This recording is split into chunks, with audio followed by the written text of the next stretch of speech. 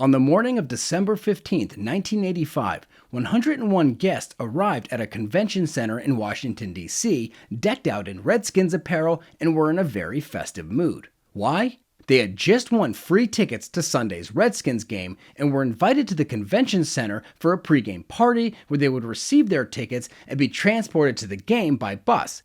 But when they strolled into the building, ready for a great day, there was no pregame party. There were no tickets. What there was, however, was D.C. police, U.S. Marshals, and a warrant for their arrest. This story just goes to show that sometimes scams can be used for good.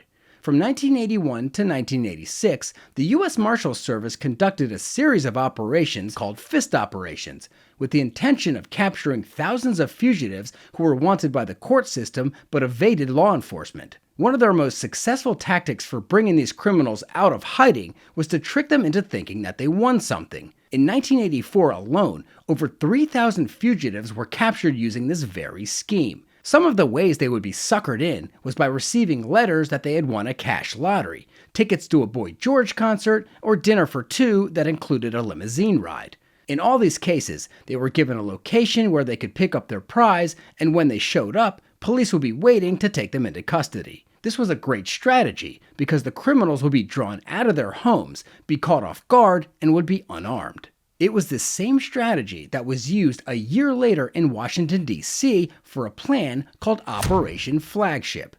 The year was 1985, and the Washington Redskins football team was the pride of the town. They had just won the 1983 Super Bowl and gone to the playoffs in 1984. So by 1985, acquiring tickets to their sold-out home games was very difficult, and there was a years-long waiting list just to receive season tickets. This gave the U.S. Marshals Service a bright idea. The idea was to lure in wanted fugitives around the D.C. area by offering them free tickets to a Redskins game. Letters were mailed to the last known addresses of more than 3,000 wanted persons with more than 5,000 outstanding warrants. These warrants were for various felonies including assault, robbery, burglary, escape, narcotics violations, rape, arson, fraud, or a combination of these. The invitations were sent out by a fake, brand new sports channel called Flagship International Sports TV, telling them that their names had been randomly selected from a list of DC residents to receive 2 free tickets to the Redskins game that Sunday. The winners were instructed to attend a pregame brunch at the Washington Convention Center where they would be given the free tickets, free transportation to and from the game, and could enter for a chance to win tickets for the 1986 season and the grand prize of an all-expenses-paid trip to Super Bowl 20 in New Orleans. About half the invitations were returned because the suspects had changed addresses, but authorities were still optimistic that the plan would succeed. U.S. Marshals and D.C. police spent 6 weeks training for the sting, including 3 dress rehearsals. Finally, on the morning of December 15th, 1985, 101 wanted fugitives showed up to claim their free Redskins tickets, and it looked very convincing. Everything was decorated, there were balloons and banners and a big buffet with food. Drop-down screens played video highlights from the Redskins' past Super Bowl wins. Everyone was full of spirit and cheering on the winners as they entered the building. There were mascots and cheerleaders and tuxedo-wearing ushers.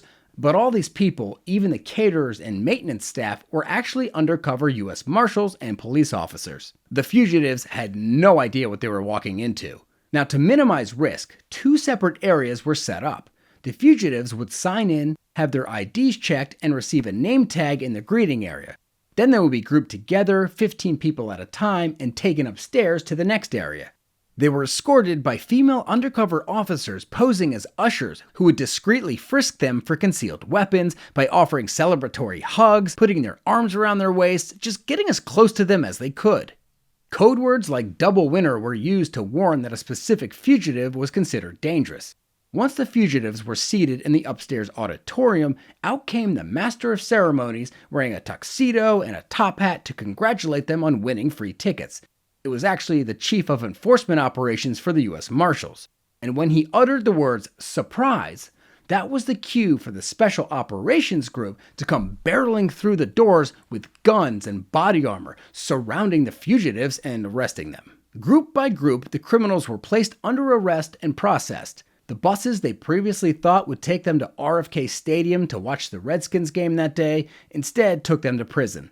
Those apprehended were wanted for a range of crimes, including assault, burglary, bail violation, parole violation, narcotics violations, rape, arson, and forgery. Nearly 40 years later, Operation Flagship remains one of the most successful and creative stings in law enforcement history. Over 100 people were arrested without injury or incident. Since then, sting operations like this have been widely emulated by law enforcement. And in case you were wondering, the Redskins did end up winning the game that day.